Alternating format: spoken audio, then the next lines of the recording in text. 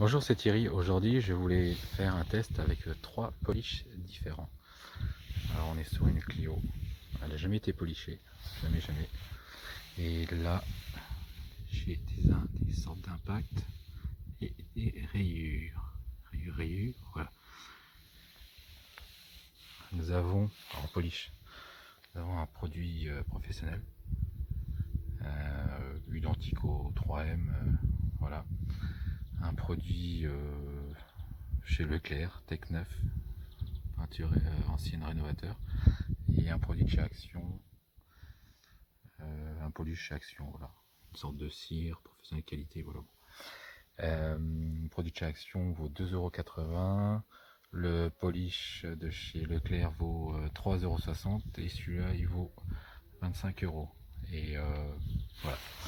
Alors je vais faire les tests et on se retrouve juste après, voilà.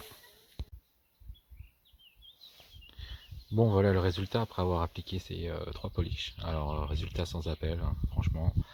Produit professionnel, il n'y a rien à dire. C'est une pâte à polir, hein. On peut aller plus profondément en prenant des pads, une machine pour polir.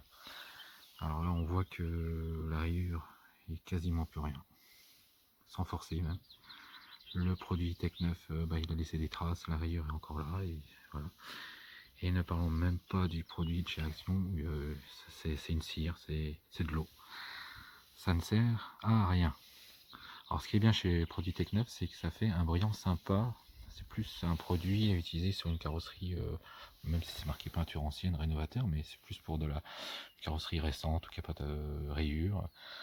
Pour faire briller une voiture, il y a un beau brillant. Voilà. Alors, on ne voit pas trop à la caméra, mais si on voit les bidons, on y voit plus. Voilà. Et l'autre, il y a un brillant aussi, mais il fait aucune action. Voilà. Jeu de mots, sans jeu de mots, parce que c'est un produit de chez Action. Voilà. Alors maintenant on va enlever les scotch, on va voir ce que ça donne. Voilà, on va essayer de voir la différence. Forcément, ça a laissé des traces avec mes scotch.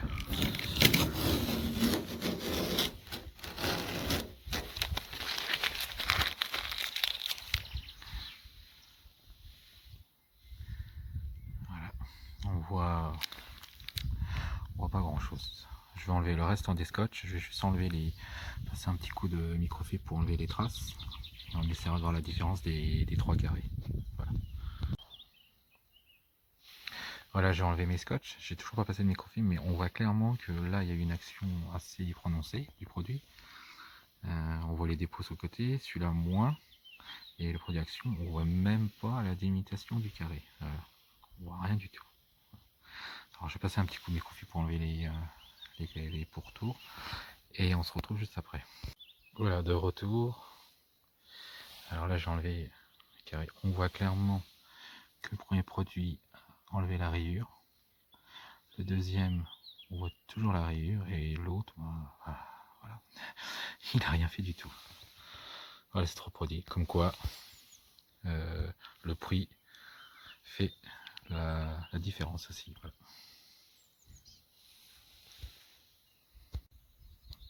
Alors, juste pour revenir sur ces produits, juste par rapport au cul Bossa, c'est une marque espagnole, c'est un produit professionnel.